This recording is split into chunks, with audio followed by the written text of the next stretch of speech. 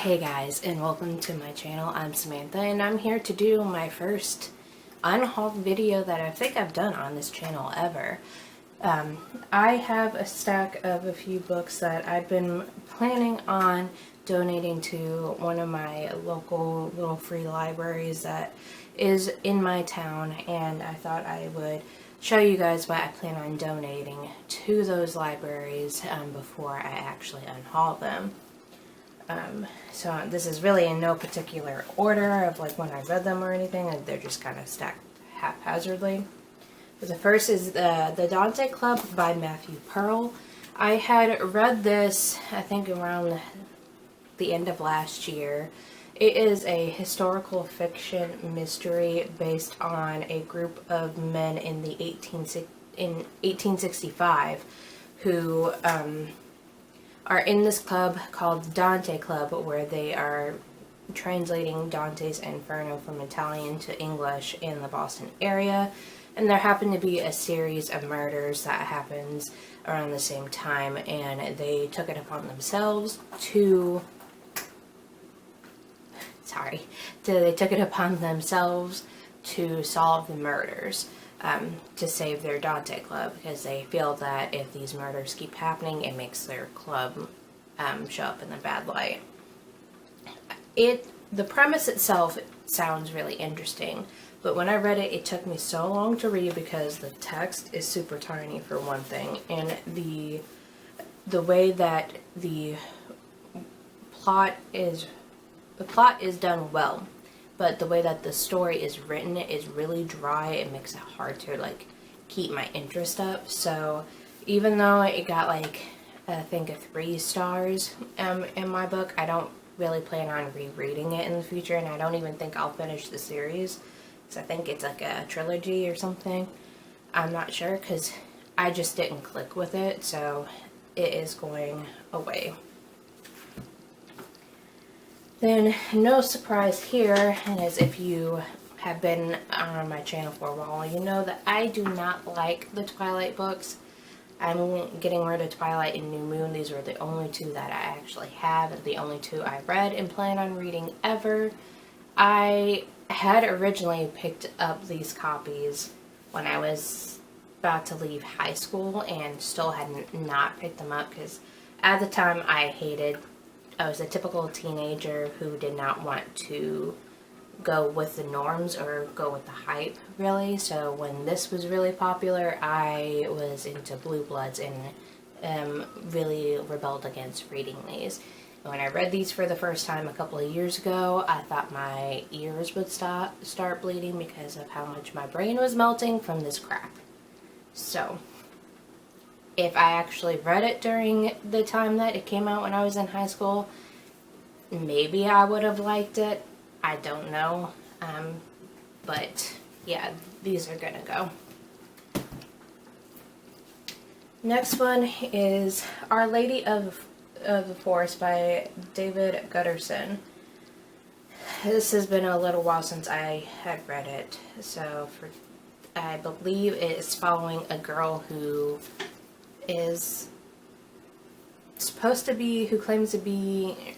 claims to see the Virgin Mary, and it has a whole religious overtone to this, where everyone thinks that she is like a prophet, and they start building a church on a campsite that she is staying at and all that stuff. And I couldn't really gel with this story either, because to me it just got boring. And when it comes to heavy religious overtones in books, I tend to tune them out real quick. I'm just not into it. And the way that the dialogue in this book is, it does not indicate when someone speaks, so there's no quotation marks.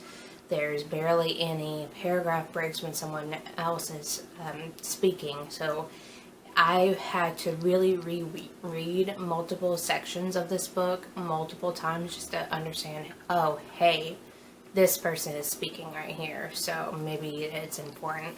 And I hate books that don't indicate when someone starts speaking or doesn't have quotation marks when someone starts speaking. And I think even with this one, No, this one has punctuation. There was one that I read that didn't even have any punctuation in it, and it drove me nuts. But yeah, I'm getting rid of that. No Time Like Showtime by Michael Hoey. This is, I think, book 2. Oh, and it looks like it's a signed copy as well. But I originally got to this book, and the next book I'm about to show you from my local library's book sale. And this is supposed to be a middle grade novel that is following a mouse detective as he tries to solve mysteries. This one is set in a theater setting. I don't remember too much about it other than that. It was okay. Obviously, if I don't remember too much about it, it wasn't all that like worthwhile, and I don't plan on continuing it. And I think this is an older. This is definitely got to be an older middle grade. Well, 2004, so it's not too much older, but yeah. Just, it doesn't vibe with me. I don't plan on rereading it, so hit into the Unhaul pile. And then a most recent attempt to read is Death in the Distant Land by Nancy Livingston. I believe I tried to read this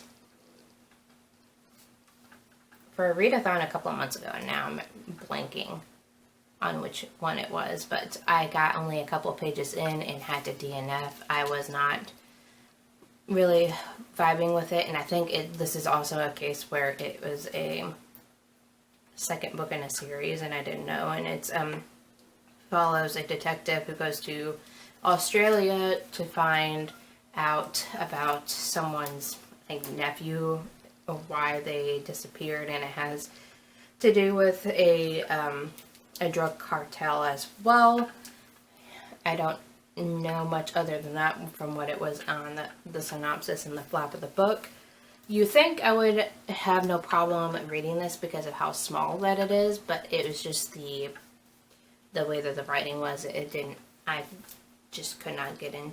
So I DNF'd it and don't plan on reading it anytime soon again, so I'm just going to go ahead and give it to someone who may enjoy it more. But yeah, those are all the books that I plan on DNFing as they tried to fall on me.